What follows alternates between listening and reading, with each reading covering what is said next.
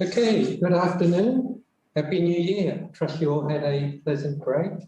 So this is the first of our workshops for research in our staff development series for this particular semester. And we're privileged to have our colleague, Ali, to talk about mediation mechanisms in research, unpuzzling the puzzle. Overview of the mediation and moderation relationships.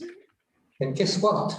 We're going to learn about boots and bootstrapping. Yes, right. And Ali's going to explain that to us. But last year, in my capacity as one of the facilitators for the research seminar, a student was using mediation in her thesis, and I had not undertaken it before, but I knew who to contact. And obviously it was our colleague Ali. So we're privileged for him that he's going to share this information with us. And before I came down here, I was talking to a colleague and I said to him, oh, what do you know about mediation and mediation relationships? And he says, not too much, but I want to learn. And then he said to me, I'm not a fan of mediation research. And I said to him, likewise. Good afternoon, everyone. Please. All right, good afternoon, everyone. And those of you also watching us from online, also welcome to Macau Institute for Tourism Studies. Okay. Let's start. All right. In today's workshop, basically, I will be showing you mediation mechanism, and also I also added up moderation mechanisms. Well, this seminar might be useful if you are a new researcher, or also, as Professor App mentioned, maybe you already initiate some research or research idea, but you are not sure. I'm hoping that at the end of this seminar, you will have a different angle, and if you are a new researcher, maybe you may have some new ideas to generate. Okay. A second, I think. Yes, all right, it's working. Good. All right, today, in this workshop, I have 6 parts in my workshop, and the first part will be direct effect. First, I will explain the direct relationship, and then I will explain the mediation mechanisms. While I'm explaining the mediation mechanisms, as I'm going to explain, mediation mechanisms take place between independent and dependent variable.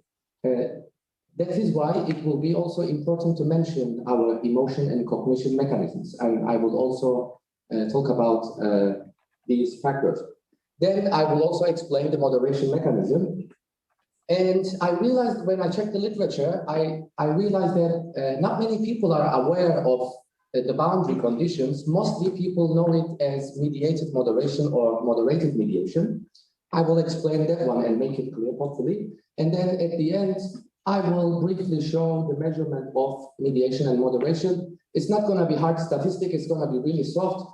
And I'm going to show with an example, with a sample data, and you will be able to download. At the end, I will provide the PDF version of the presentation, and if you are willing to download the related files, you can. Okay, moving on. I think first it will be useful to introduce our variables. As you see here, we have X, Y, M, and W. And if you have been reading articles, then you always come across X, Y, M, W.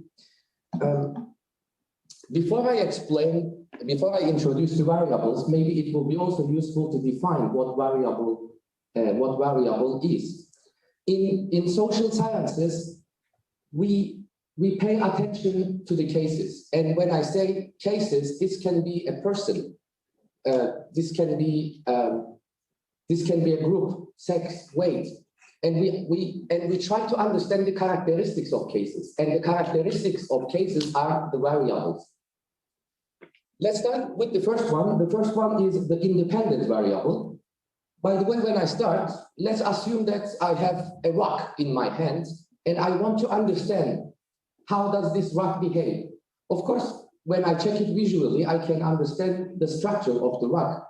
But to understand what really is, this rock should interact with something. Let's say I can use some chemicals to understand how does it interact with.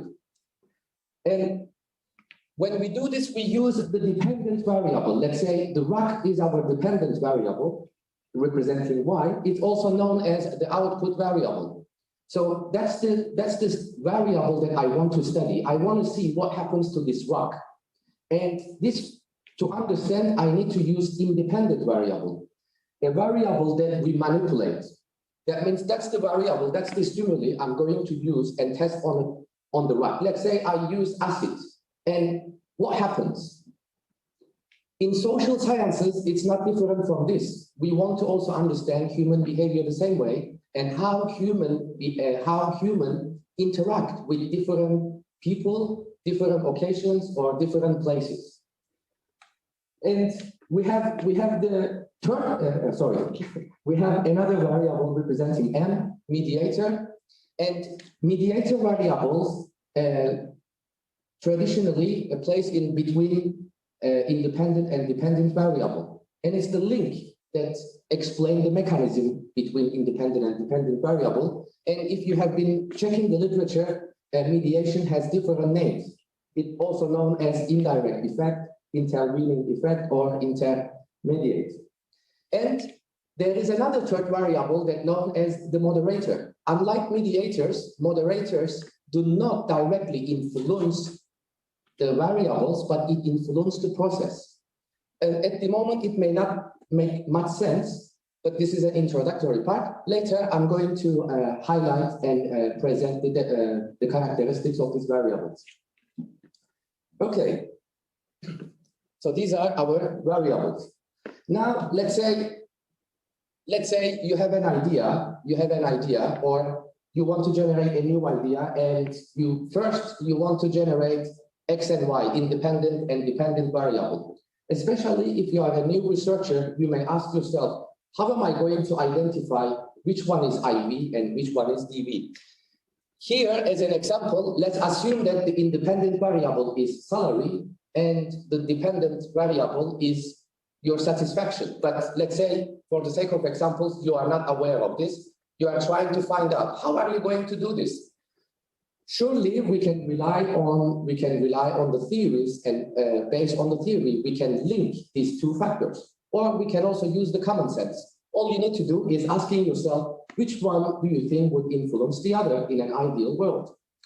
Let's say, if I get more salary, does this make me happy? I think yes. And if I go to my work satisfied, am I going to be promoted or am I going to get more salary? I think no. So this way we can also understand which one is independent and which one is dependent variable. And after we identify this, in any kind of research, first, maybe one of the most important things that the causality between the factors must be always maintained. And the relationship is not mostly the relationships we generate, mostly cause and effect. But apart from this, we can also use before and after, or input output. Maybe we are focusing on the process, or also what you do and what happens. We can also link the factors based on this logic. All right, let's say you want to generate a new idea. You want to choose independent variable and dependent variable.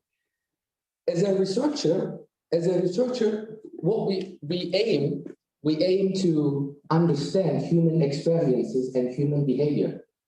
So what exactly we do, we try to understand the variance.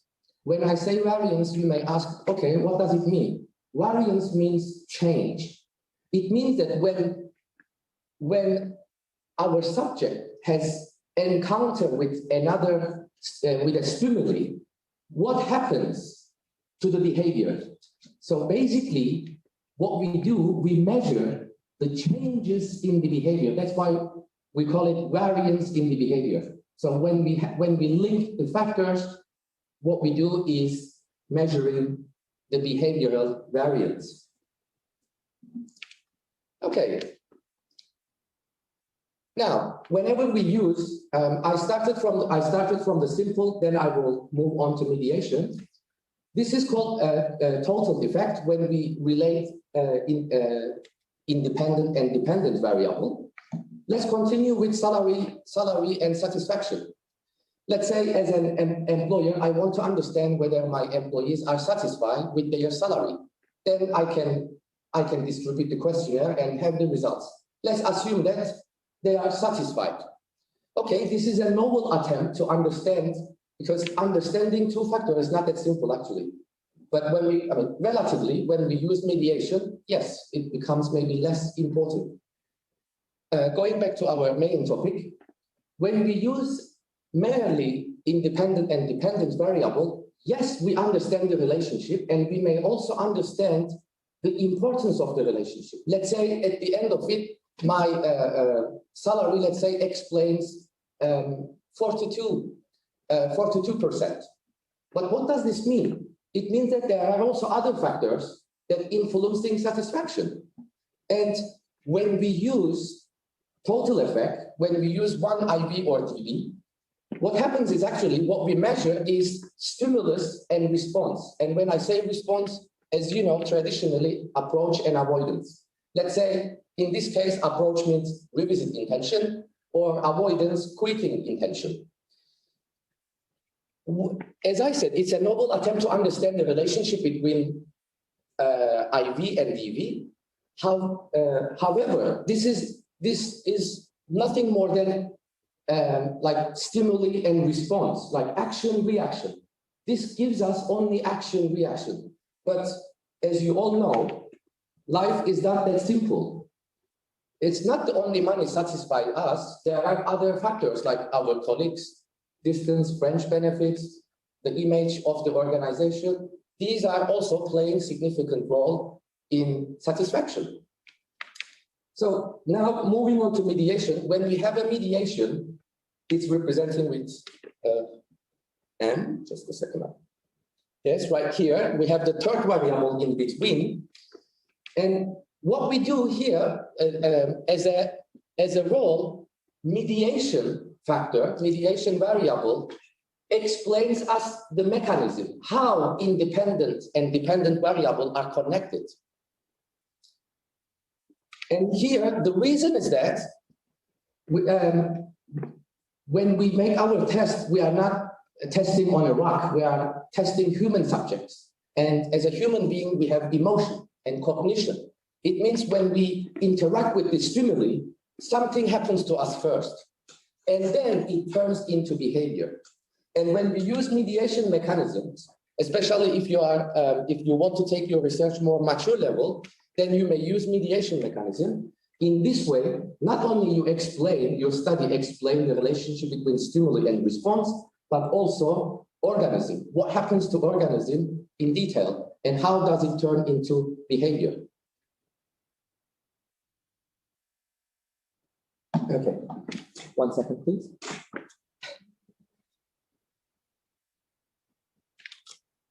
All right. And before I explain the characteristics of mediators, I think it will be also important to highlight that, as I said, we are not dealing with a rock, we are dealing with a human. And given that mediators are just in the middle, and as I said, it's the explanatory mechanism, it is also important to understand our attitudes, because that's directly related to our behavior. And going back to our previous example, the relationship between salary and satisfaction, I think it is also important to mention that salary is something instrumental. How about our factor, when we want to use a factor that is not instrumental? Let's assume that your company has CSR activities, helping local people, and you are working in this company and you see it, you perceive it. This is not simple. When you work in a, let's say, hotel, and you see that your company help local people and maybe, let's say, Turkish people, what you feel is the effect.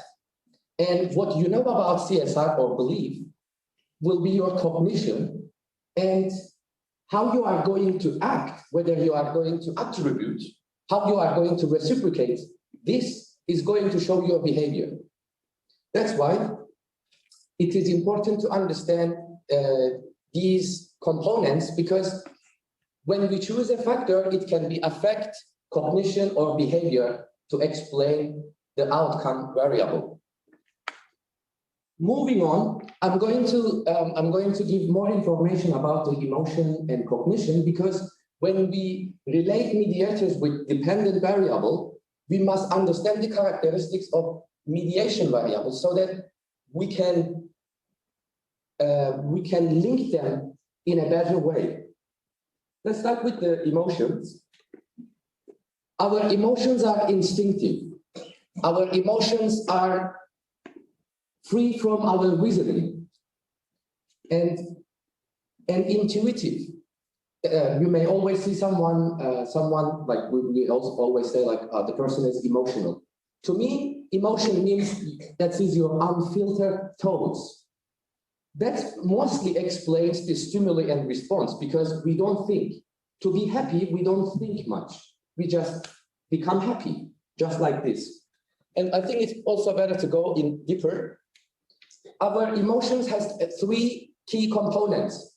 The first one is subjective. Our emotions are subjective. If you are happy and I'm happy for the same reason, maybe your happiness can be considered as cloud 9. While you are in cloud 9, maybe my happiness is relatively low, but I may still feel myself happy because it's highly subjective. Or when you have pain, no one can really understand your pain because that's your personal experience. Another important key aspect is that the emotions have physiological and behavioral response. When you feel angry, you feel it in your whole body. You may have headache, you may feel weird in your stomach or tense. It directly influences your physiology and also your behavior. Moving on, according to neuroanalogy, our emotion is nothing more than a response. It's an electric signal. So whenever we have the stimuli, basically, whatever you feel, anger, happiness, sadness, our body interpret this stimuli and manifest it this way. So our emotions are the manifestations of outside world. This is the way we interpret it by using our emotions. Surely, this is not the only approach that we understand emotions. Emotions are complex, and from the evolutionary perspective,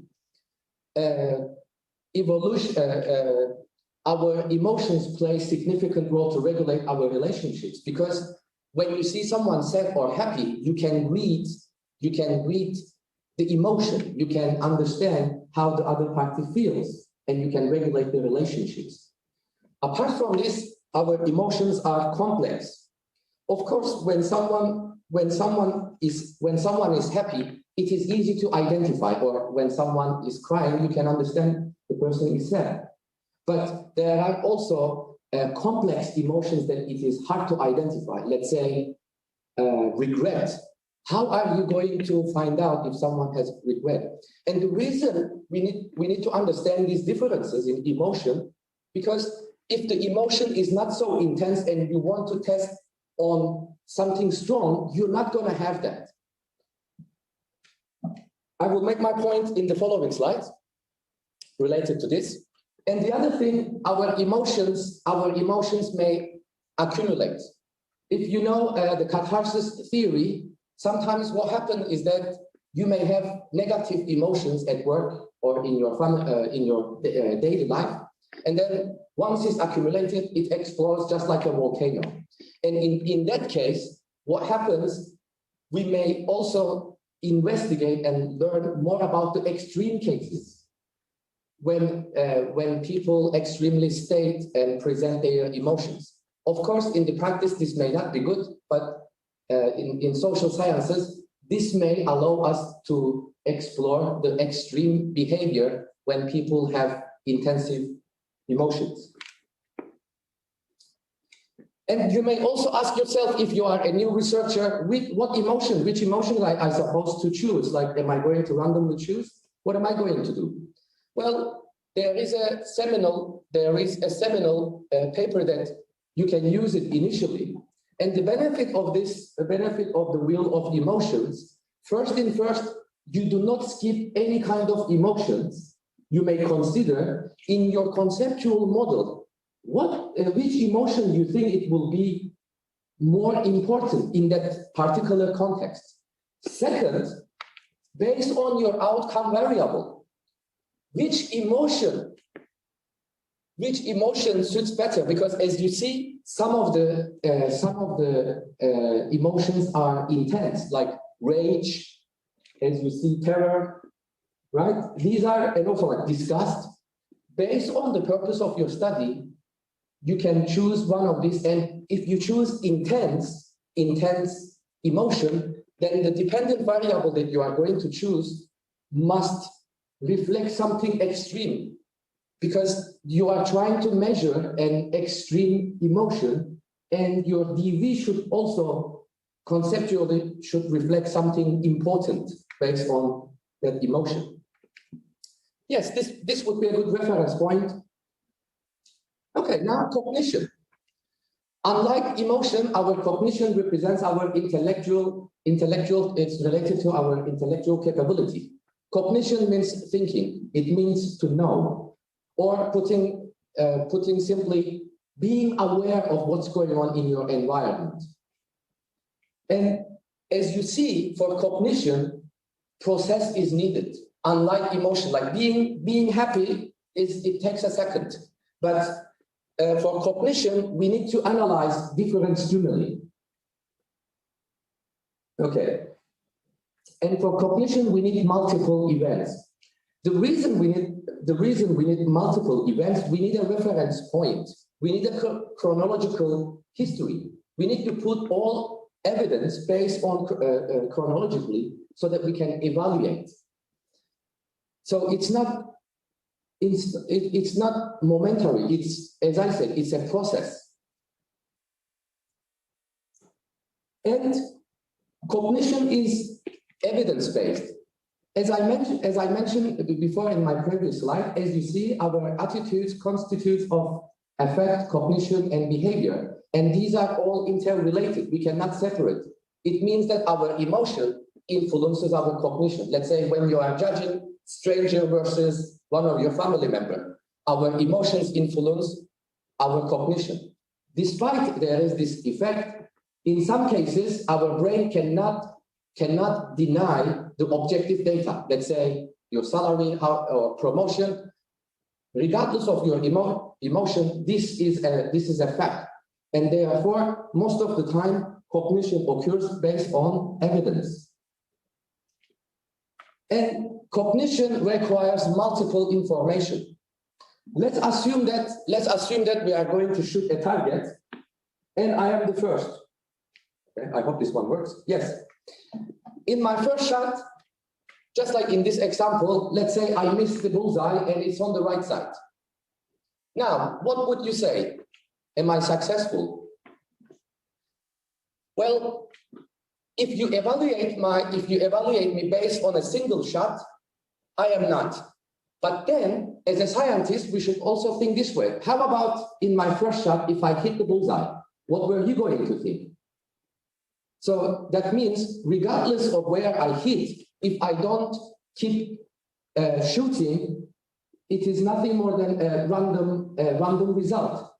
And therefore, you must see my couple shots, then you can say, okay, this person is not missing. So you can predict the level. But with a single information, it doesn't work. Now, why am I showing you this? Because it is related to DV. Now, let's assume that as a dependent variable, you want to measure loyalty. Now, ask yourself, if you use an emotion as a mediator, what's going to happen?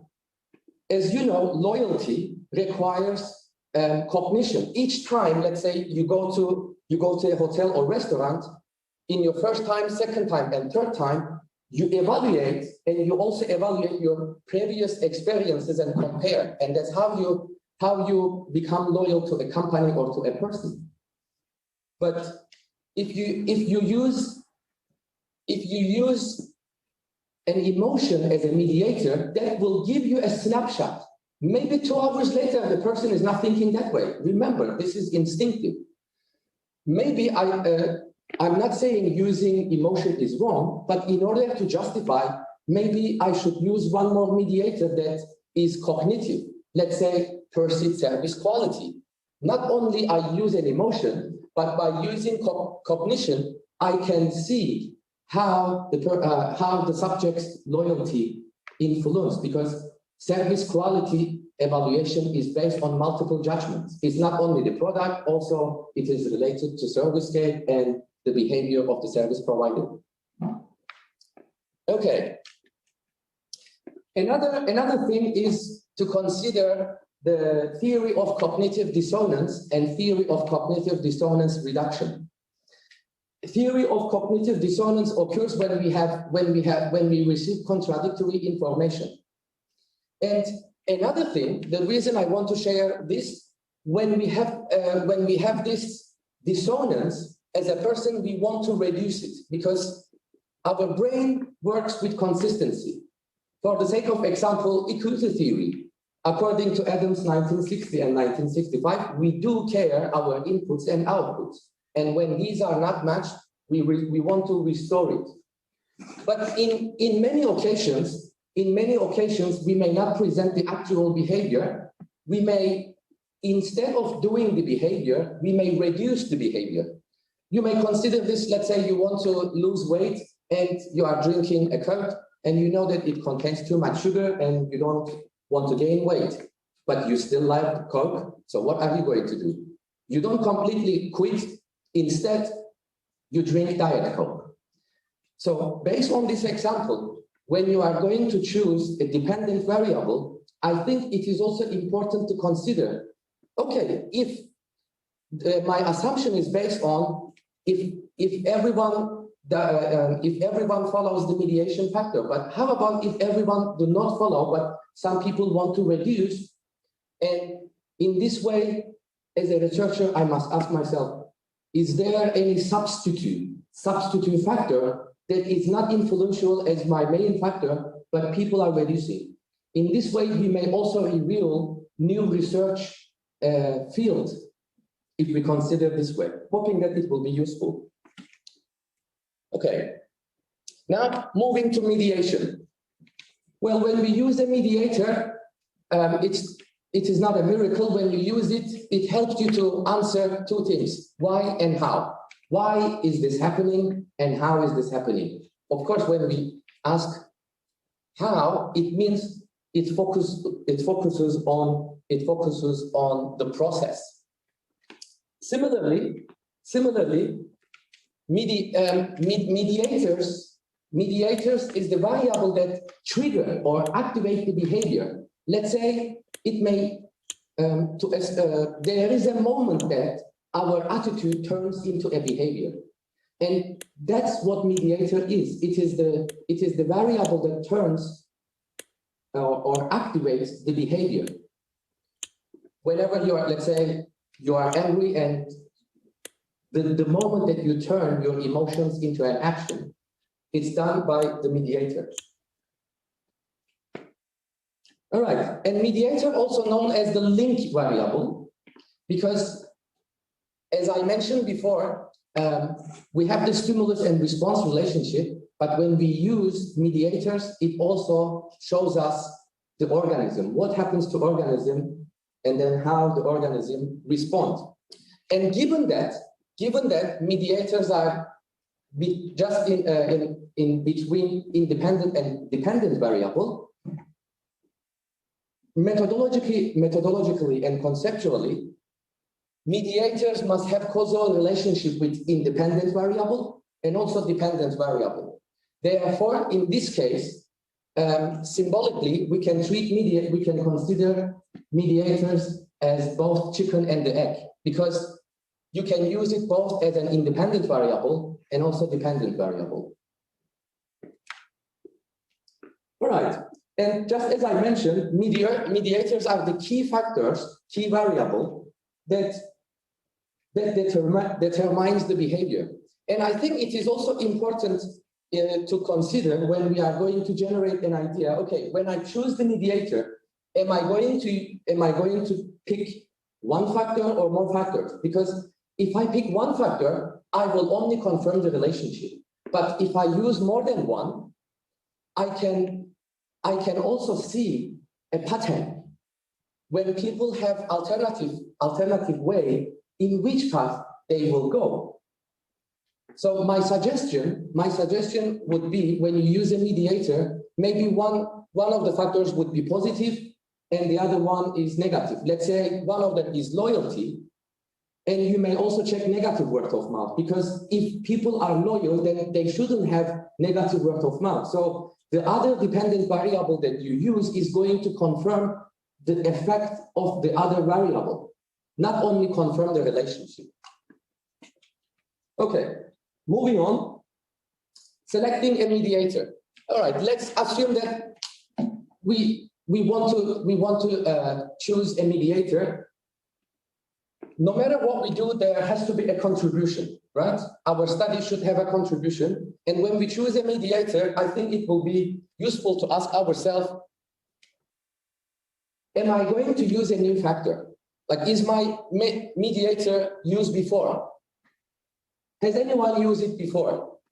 If not, just because it hasn't been used, does this mean important? Or maybe it's not important, that's why no one cares. First, that's what we need to understand. If it's an isolated area, is it really isolated, or is it just not really important for many? I think that's one of the things we need to decide. Another thing is the theory. Maybe I'm still going to use, let's say, commitment. I'm going to use commitment, but then I may check the relationship with a different theory. And that will contribute, because each theory make prediction on the DV in a different way. And therefore, by using a different theory on a same mediator, we may still reveal something new. Or we may use a new method. This is something rare. We may use a new method to have more precise results. So when you start, I think it is a must to consider, where does it fit? Am I presenting a new factor, new theory, or new methodology when I use a mediator? Now I will continue providing you an option. What you see here is the method of choosing the mediators. I checked the literature. I believe this is quite useful. So based on the literature, we can say that we have two options when we are going to use the mediators. If there is an extensive literature regarding to our topic, then we can easily generate our hypothesis based on existing evidence. We can use the existing theories. So that does the job. Or the second option, if we see that there is no literature, in this case, maybe it's an unexplored area, and we find it out that it's important. In this case, we may use qualitative method. We may interview. Once you interview with people, unconsciously, they will start telling you the mediation mechanisms, like, oh, it hurt my trust. Oh, or now my commitment changed. And another benefit of this, in some cases, during your interviews, you may also reveal potential moderators. If more people point out, you may also find out under what conditions that the mediation mechanism gets stronger or get weaker. Okay. All right. When we have the relationship, when we in this section, mostly I'm going to show you some example studies, hoping that it will provide a different angle. All right. So we may have the overall factor. The reason I call it overall factors, sometimes the factor that we want to use, it must be a single factor, that it has no it may not have subdimensions. But this one has. So in this case, as you know, we have different types of commitment. So what I can do, either I can use all different types of commitment and analyze my data together. In this case, I measure commitment as a mediator. That's one option. I can go this way. Or we may have 3 or 4, we may have multiple mediators. In this case, let's say we may check commitment, job crafting, or trust. Of course, at the moment, the factors that I put here is all random. The association must be done based on the theory. The link between independent and dependent variable must be supported with a theory, and the same way with the DV and the mediator. Alternatively, what we can do is we can check the subdimensions. Going back to my commitment example, let's say if I use commitment, overall commitment, I may understand whether my employees are committed or not, but it's not going to, again, give me the whole picture. Let's assume that as a company, I arrange a weekend party, and I want to understand the satisfaction level of my employees or the participation level. You may, if you use the overall factor as a mediator, what you are going to get is the commitment. But people may join to that party for different reasons. They may join because they like it. They may join because others join it, or they may join because they don't want to lose their job. Because if you don't go to party, maybe it's not going to look good. So mediators allow us to understand the mechanism in detail. So we can really understand what mechanisms trigger. As a company owner, I think you may really want to know which one really triggers, hoping that it is effective commitment, right? If you find out that your employees joining to that session because they don't want to lose their job, that means the meaning changes, right? The meaning changes. Okay, and not only that, as you know, we have different level of analysis. We have individual level, it represents the dyadic relationships, and we have group level, so it represents the team interaction. And we have also the firm level. In the firm level, it's mostly related to profitability. And now I'm going to show you a sample study. Yeah, it's my study, recently published. It's about the servant leadership and interpersonal citizenship behavior. As you see in this model, the mediator is job crafting.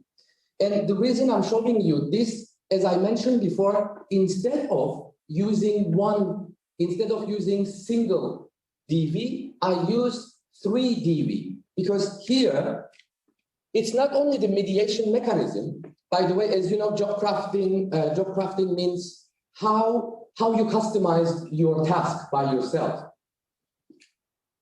When employee, basically this model suggests that servant leadership exerts effect on interpersonal citizenship behavior through employee job crafting. And by using multiple DV, not only we confirm the influence, but which way will be significant and which path will be stronger than the others. Another example would be, this is also rare, that's why I'm showing, checking the dual path theory. In this case, what we do, we may use different mediators, but we can check based on the theory which path people going to go. Let's say in this example, as you see, corporate social responsibility influences, again, service-oriented citizenship behavior. But here we have 2 different types of mediator, employee job crafting and employee volunteering. Now, the tricky part in this model is that, as you know, job crafting is customizing your work. And imagine now, as an employee, when you see your company helping local people, now how do you attribute this? When you see your company doing extra effort, it's not obligatory. Would you also do? Would you reciprocate? If yes, If yes, in order to craft your job, you need time and resources. But to be volunteer, you need to be outside of the organization. So this means that both leads you a non-obligatory result, but job crafting is still self-oriented, but employee volunteering is still more discretionary, because you are one side, either you are helping yourself to help others, or you are directly helping others. So the question is, which way people would choose? Based on a theory, we can also present dual path. That is also, I mean, this is just one more angle to consider. It's not the whole story, of course. Okay, moving on. Now, when we generate our hypothesis, when we generate the relationship between X and Y, what we assume, everything is going to be the same. Everything is going to remain the same, right? But in reality, it doesn't. In reality, what we have always the contingencies. There are certain things that we cannot predict. Let's say a year ago, and just like the butterfly effect, if it's coming, just like the butterfly effect, when there is a small changes in one factor, it may create big changes in the long run. And this is really unpredictable. At this moment, who predicted COVID-19, let's say, before? We didn't know that, but there are always contingencies. You may also consider this every day when you want to go to work. There is a certain time or an average time, let's say 10 to 15 minutes. But there are also contingencies, like when it's rainy, it changes. The time that you are going to arrive, it's going to change. Or when there is a road construction, or there is an accident. So now I'm actually talking about the moderators. Moderators literally, and you can see also visually, either strengthen or weaken the relationship, literally. It's either weaken or strengthen the relationship. It doesn't exert direct impact on the variable. It has a direct impact on the process. I'm going to show. You may also consider this, let's say this is your path. You are going to go straight, or we may also consider this the relationship between X and Y. Let's assume that, for the sake of example, let's assume the relationship between you and your partner. You have an average relationship that you influence each other, right? We call it average relationship. But in some cases, your relationships in some period, it may get stronger or it may get weaker. Let's say last week it was the Valentine's Day. How was your relationship? Was it same, worse, and hopefully better? This is, to me, moderation is like a carousel. You still go forward, but in some cases, you get higher or you get lower. This is what moderation is. So, or if I need to give another example, let's say at the weekend you visit your mother-in-law, and on the way back you see that your wife is not happy.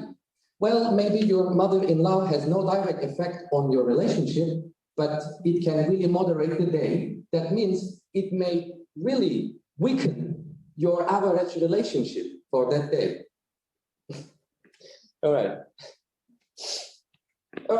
And moderation also tells us under what condition, when our outcome may change. Let's say when you have limited time versus your regular time. And when we have limited time, it's not going to change what you are going to do, but it's going to change how you are going to do. And that's why we use moderator variables. When we talk about moderation, it's not only about the situation. Moderation factor might be related to a psychological phenomena, that it may strengthen or weaken the psychological analysis. Let's say it may strengthen your trust. It may strengthen your commitment, or that psychological process as well, not the situation. All right. Now, showing this visually. So as you see, we have the direct impact from X to the Y.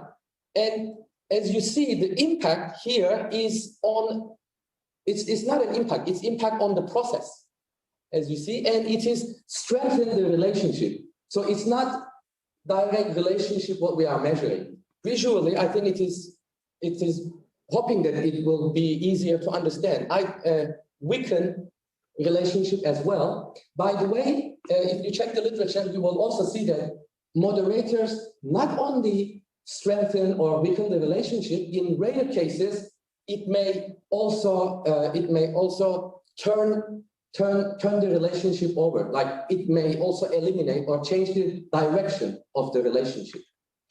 Let's say, if the mom goes forward more. Okay. Now, moderators are important for us, and there are several reasons for this. First, of course, the importance is the theoretical, because by using moderators, we can understand, we can show more complex conceptual model, and it may provide detailed information about the phenomenon. And the second thing, individuals are not the same, especially groups. When we consider moderators, we need to think about different groups, like different age groups. This can be gender or ethnicity, different cultures. When you collect the data and you ask specific questions, based on the area that you are going to ask, it may vary. And you need to consider this variable not as mediators, you need to consider as moderators. Another issue is the generalizability of our study. Under what conditions my results are valid, because moderators may change my results. In this way, I can also understand. Or we can directly use it to test a new theory, just like mediators. Just like mediators, I can use a new theory to test the moderator. And lastly, hoping that your study will have also some implications. Whatever you find, it can help managers, because they will also know under what conditions the associated relationship reaches the strongest part and the weakest part.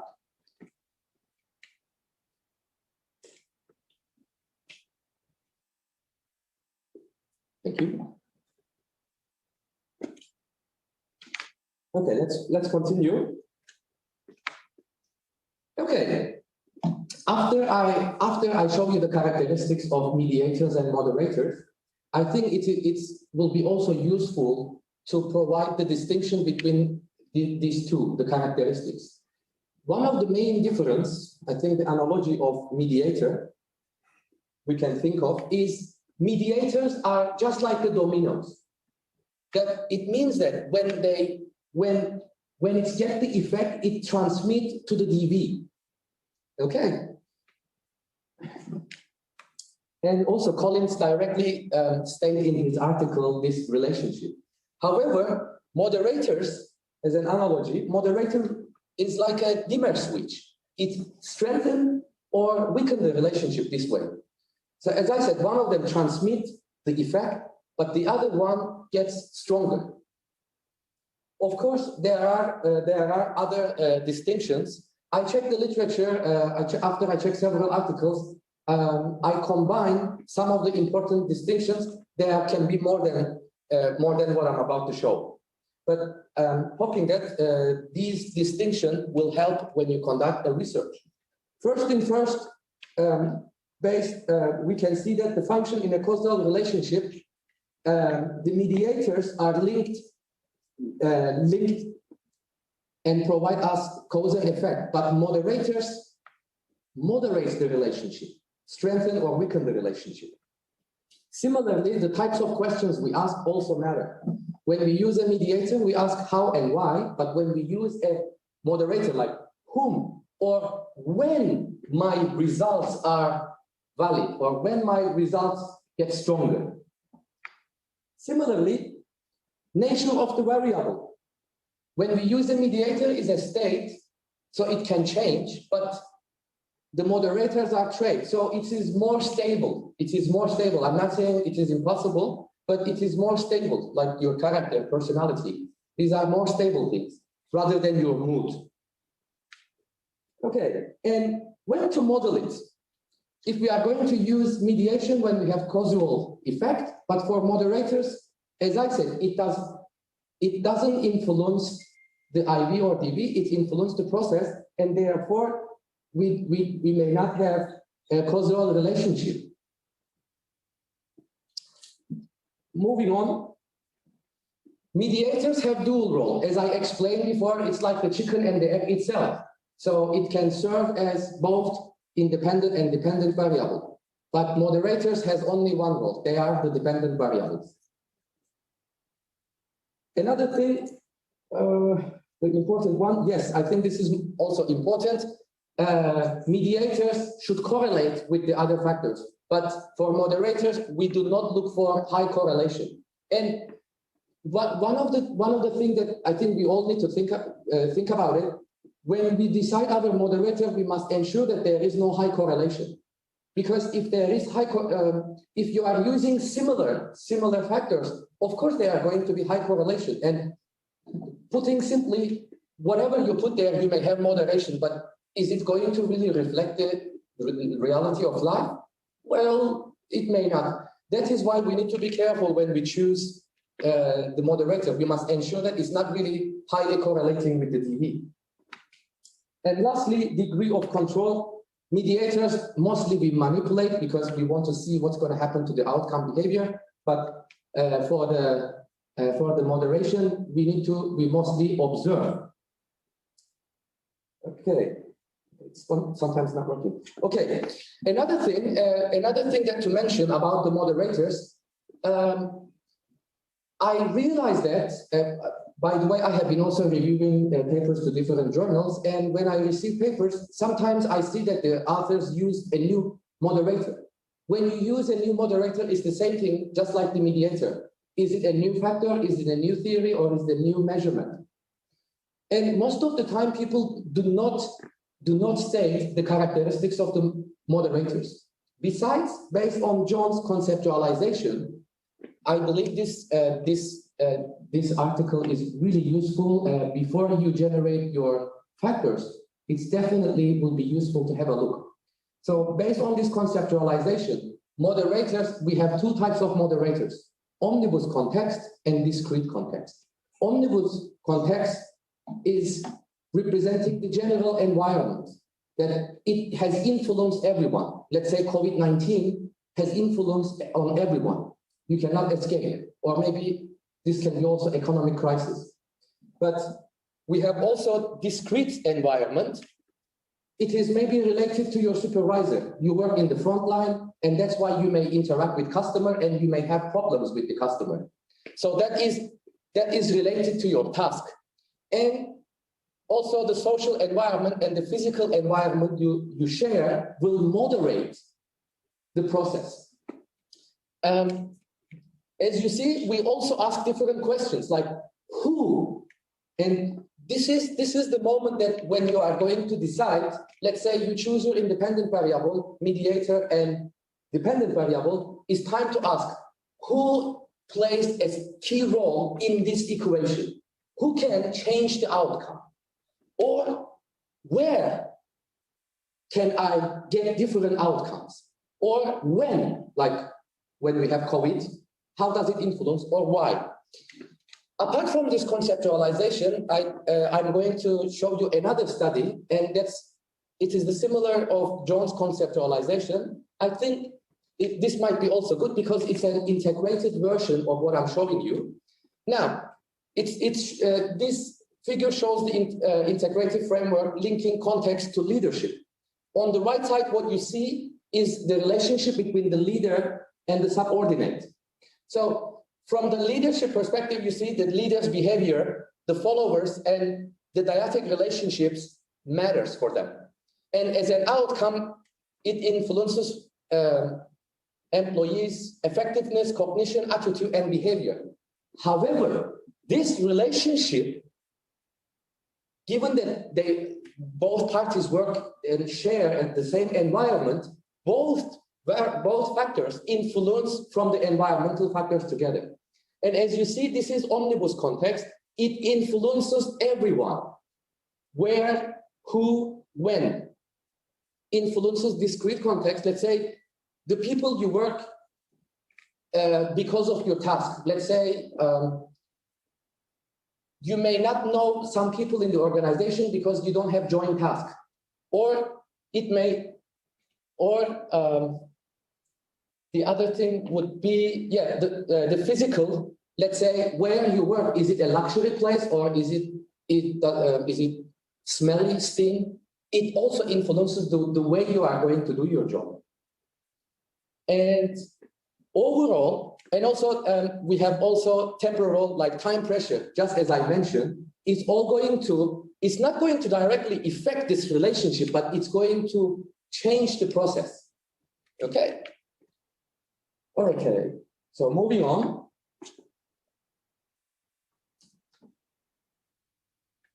So now, after mentioning this, we have mediators and we can have moderator.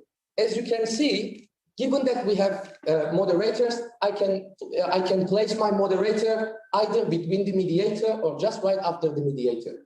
And this is also known as, if you use your moderator before the mediator, it's called as moderated mediation. And if it is linked to your outcome variable, it's known as mediated moderation. But there is also one more thing that I believe many people miss, that is the boundary conditions. If you check the literature, you are going to see that moderation is actually a general term.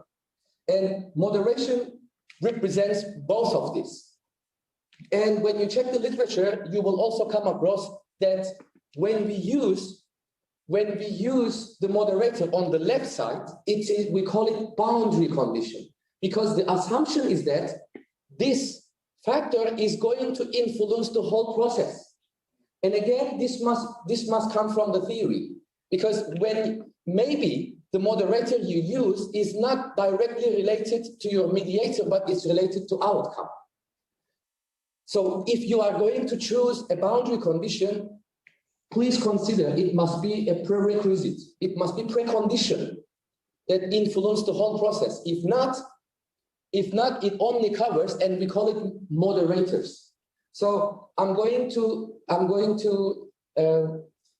follow my presentation by assuming when I say moderator, so I'm referring to the right side, not to the left. I think this is also important to mention.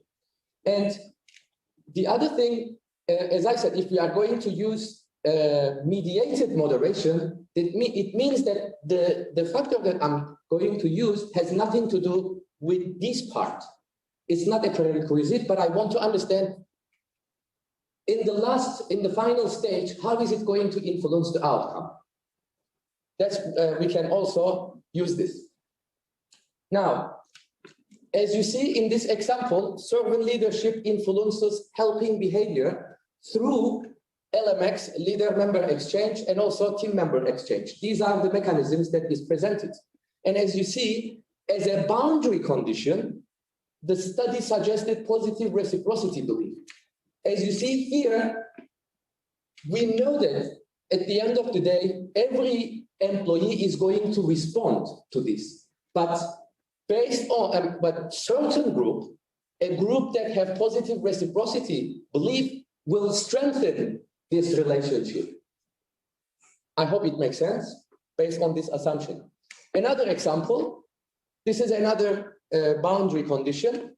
As you see here, servant leadership has an impact on OCV through, again, LMX and psychological empowerment. But as you see, this influence is going to be more influential when employees have proactive personality. Again, we are checking a certain type of group. Or we can associate on the right side.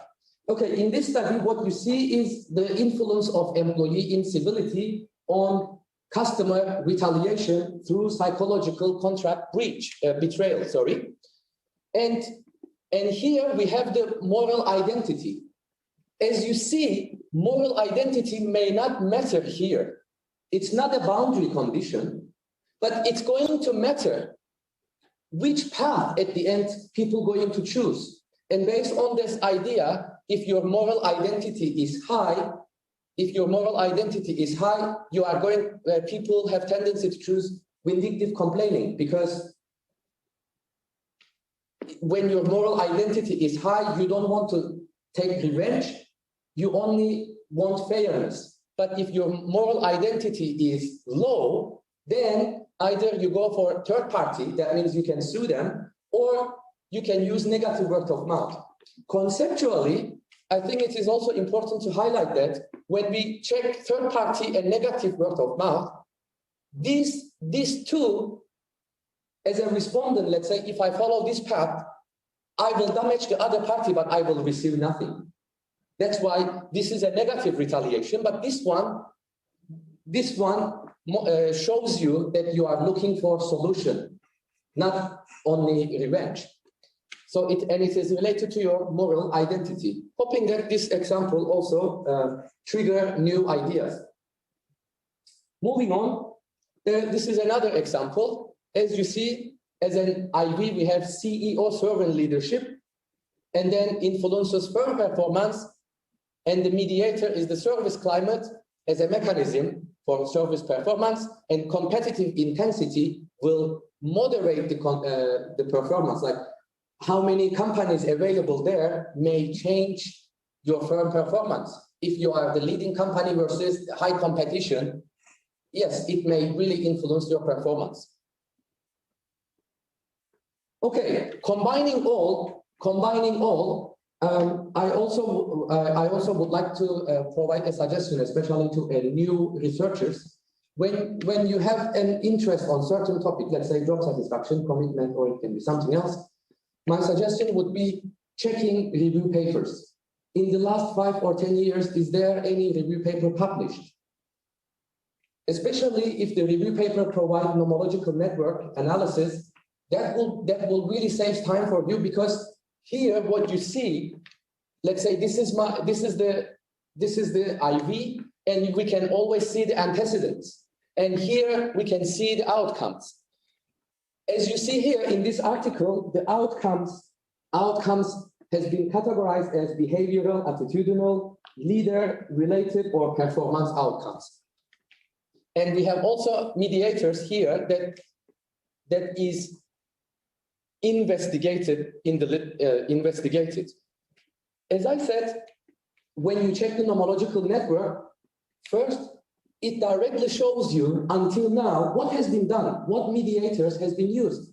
So by looking at this as a researcher, you can say, okay, now I have the complete picture. I know what hasn't been done as well. So in this case, if you would like to use a new factor, you can use nomological network analysis. And not only that, it also shows us the direction of the relationship. And surely this gives us not specific, but cumulative evaluation. What variables are associated? I think it can, as I said, it can really save time, and we may grasp the idea of the relevant literature when we check the review papers. Similarly, the nomological analysis generated by using the theories. Recently, I also wrote a review paper on servant leadership. Going back to this, as you see, this nomological network analysis shows the relationship among factors. But in this one, what I did the same thing with the theories. And if you look at the figure carefully, you are going to, I think it may get your attention that here, as you see here, this theory shows the firm level, and here mostly this part shows how servant leadership as an IV is measured, which theory has been used to measure servant leadership. And as you see here, social exchange theory and social identity theory predominantly used. Apart from this, I think the most interesting part here, as you see, in order to explain this relationship, most of the time, self-related theories were used, because when an employee interacts with a supervisor, how does it influence, remember, how does it influence the organism? And that is why, how does it influence the self-concept? And the right part shows you the outside of the company, and the evidence also shows that there can be sometimes spillover effect when when the employees influence, the influence not limited to organization, but it may also influence people's not only work life, but the family life as well. As I said, I think nomological analysis would be useful, and I'm going to show you one more nomological analysis about consumer engagement. Sorry, this one looks a bit smaller, but it is the same mentality based on the topic you choose. I think the first thing is checking the recent review papers would be a good kickoff. Okay, then let's directly now go to the analysis slowly. Now, when you check, now when we move on to the statistical part, it becomes more numeric. And when we use the numbers, we shouldn't forget that those are just numbers. But how about these numbers? Does it really reflect the reality? As I mentioned, I may use a moderator or mediator, but does it really reflect the reality? And the topics that you, if you are going to use mediation, as I said, it should highly correlate, but for moderators, we don't need that. Therefore, before you generate, you need to consider the theoretical soundness of the relationship. Okay, now calculation of the moderation. So how are we going to calculate this? I don't know how many of you have tried that before. Yes, it looks complicated in the beginning, but then once you do a couple times, then I think it will be easy. If you're, especially if you are new in this area, testing mediation, if you have a data that either it has been tested by someone else or you know the results, you can always check it out. So, according to Baron and Kenny's seminal article, 1986, if I'm not mistaken, we have 3 conditions to address in order to have a mediation.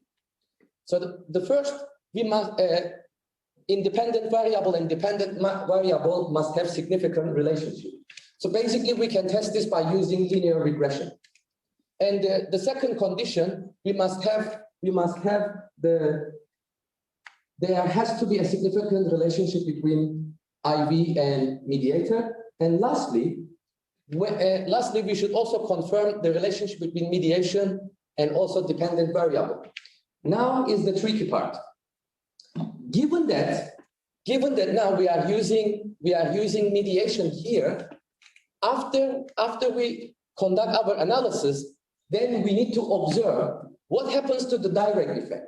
Because now we have another factor that is loaded to the equation. If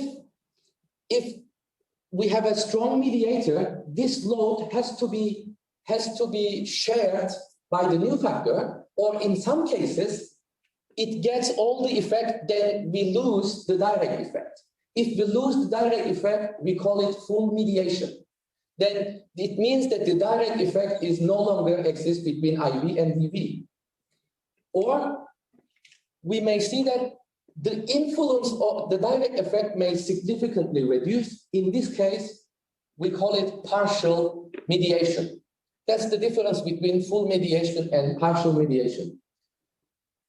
Overall, if the influence is reduced, partial mediation, if we observe that the influence is disappeared, it means that we have fully mediated relationship.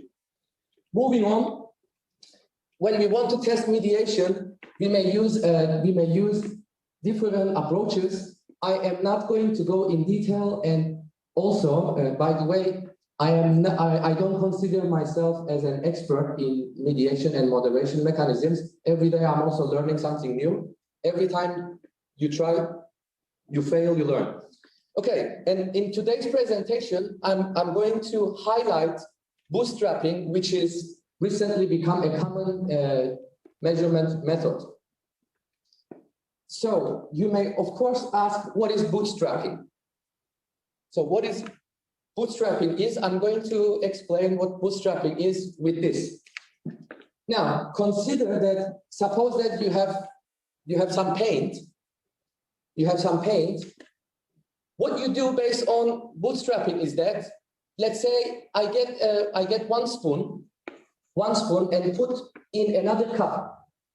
Now, remember, in bootstrapping, the rationale here is that the software start treating our our sample as the whole population. And then suppose that I got one spoon here and put one spoon here. And from that, each time I put my spoon inside and take it. Suppose we have a soup inside.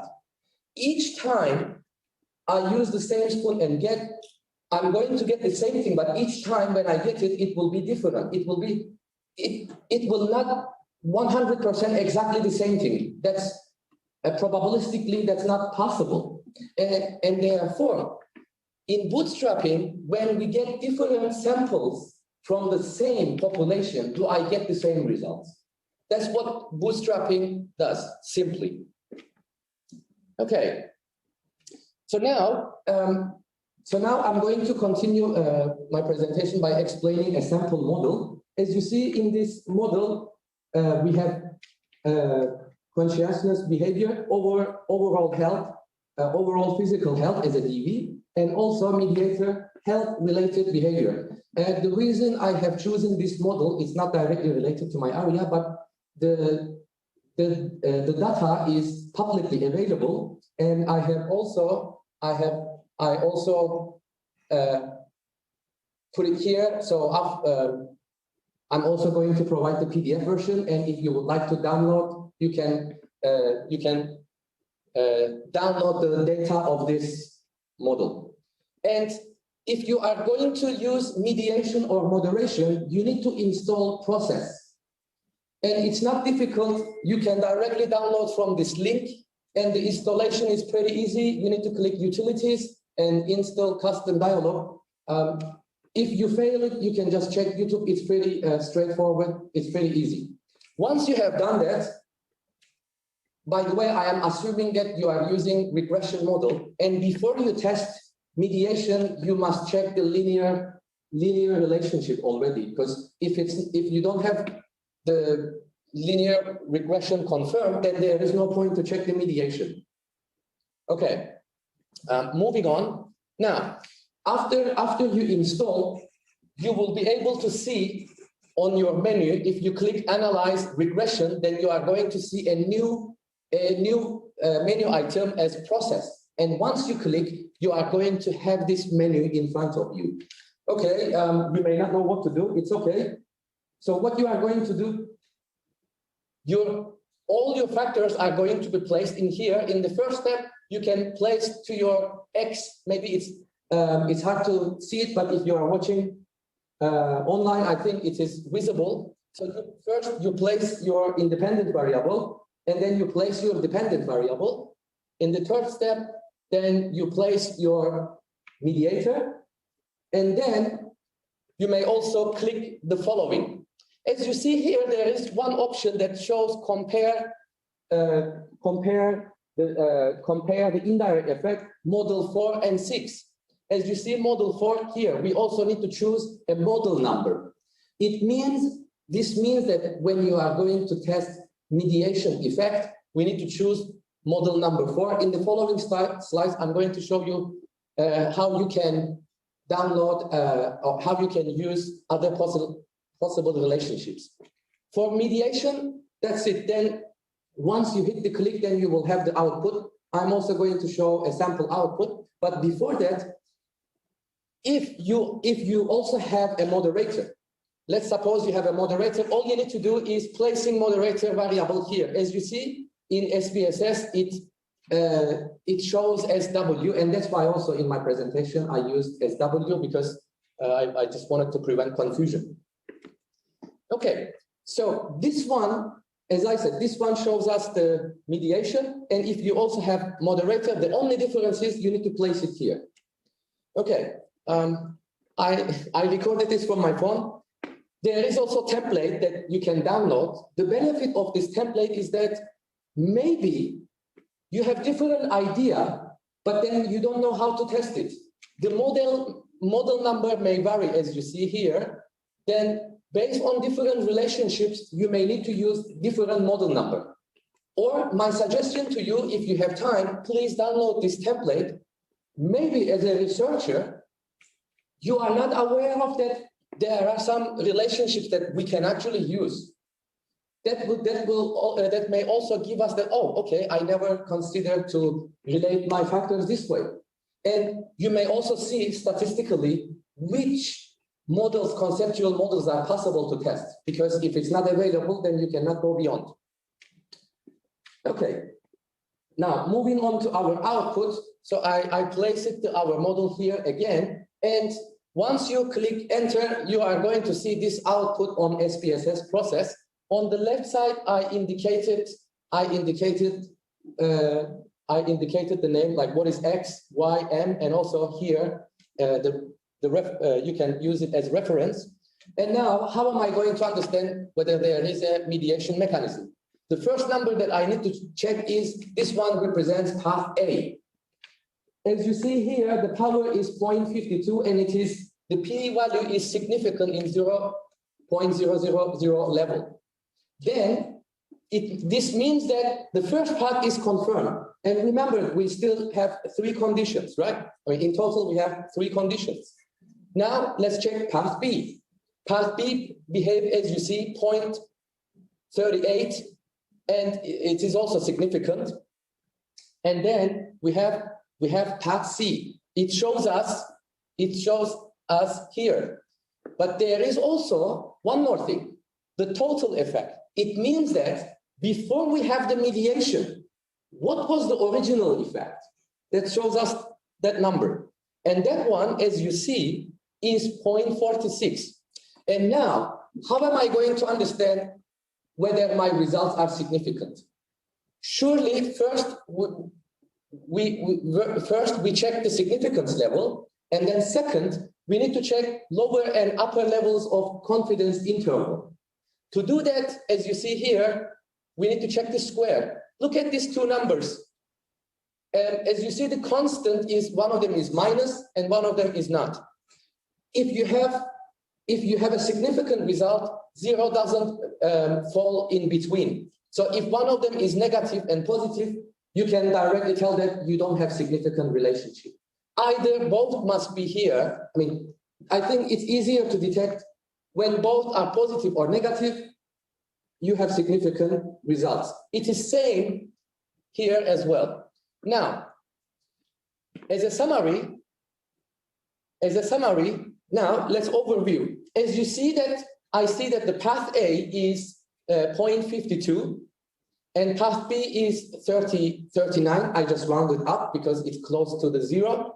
And then what I see here, look, path C, before it was 0.47.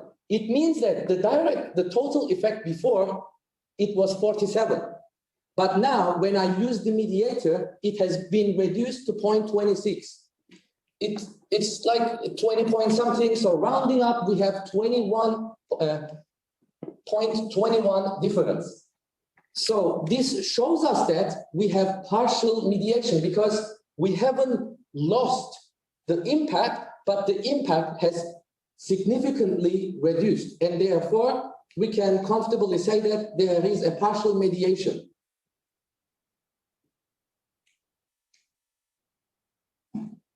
Okay, and given that I mentioned moderation analysis, it is also similar.